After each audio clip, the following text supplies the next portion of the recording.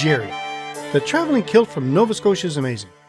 Today, we are going to begin looking at Nova Scotia, one of Canada's 3 maritime provinces. Nova Scotia is beautiful and has no problem showcasing its culture, scenery, and coastline. It also has a very personal connection for me. It is the birthplace of both my parents and my children. It is the only British colony to ever have been given a Latin name, New Scotland. In 1497, our old friend John Cabot, or you might remember him as Giovanni Caboto, may have been the first European to land in Nova Scotia, up at the north end of the province, today known as Cape Breton. But he was by no means the first on the land. It was already home to the Mi'kmaq people, who had already been there for more than 10,000 years.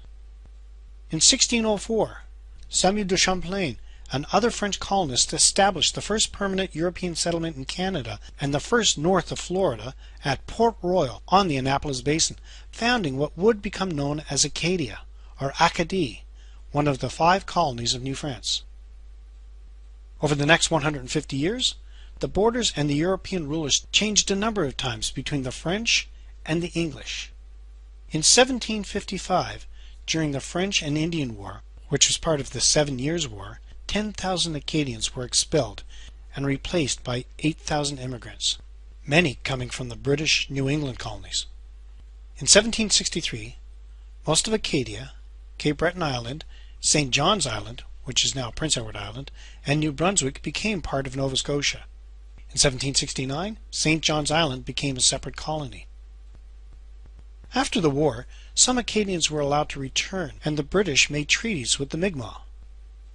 The American Revolution had a significant impact in the shaping of Nova Scotia, with American privateers, legal pirates, devastating the marine economy by raiding many of the coastal communities. After the British were defeated, its troops helped evacuate approximately 30,000 United Empire Loyalists, or American Tories, to settle in Nova Scotia, with land grants by the Crown as a compensation for their losses. Soon after that, Nova Scotia was divided, and the present-day province of New Brunswick was created. Approximately 3,000 of this group were black loyalists. During the War of 1812, Nova Scotia's contribution to the war effort was communities either purchasing or building various British privateer ships to lay siege against American vessels. Perhaps the most dramatic moment of the war for Nova Scotia was in 1813, when the HMS Shannon escorted the captured American frigate USS Chesapeake into Halifax Harbor. The act of losing this ship was the inspiration for the famous United States naval quote, "Don't give up the ship." In 1848, Nova Scotia was the first colony in British North America, well, in the British Empire for that matter, to achieve a responsible government. During the American Civil War, the British Empire, including Nova Scotia, was declared neutral in the struggle between the North and the South. As a result, Britain and Nova Scotia continued to trade with both the South and the North. The Nova Scotia economy boomed. Immediately after the Civil War, the Canadian-British colonies were a little afraid that the new United States might look north for expansion. So pro-Confederation Premier Charles Tupper led Nova Scotia along with New Brunswick and the province of Canada, which was later divided into the provinces of Quebec and Ontario, into Canadian Confederation on July 1st, 1867. Nova Scotia became a world leader in both building and owning wooden sailing ships in the second half of the 19th century, and Halifax, its capital, was the birthplace and home of Samuel Cunard, the British shipping magnate who founded Cunard Shipping Lines. The ethnic origins of Nova Scotian inhabitants include the Scottish, English, Irish, the original Aboriginals, Mi'kmaq, Germans, African Canadians, and Acadians. The immigrant diversity continues to grow. Today's population is just over 900,000. Nova Scotia's traditionally resource-based economy has become more diverse in recent decades. The fishery was the pillar of the economy since its development as part of the economic New France of the 17th century. However, due to overfishing, the industry suffered a sharp decline in the late 20th century. Mining, especially coal, gypsum, and salt, had become a significant sector, and since 1991, offshore oil and gas has become an increasingly important part of the economy.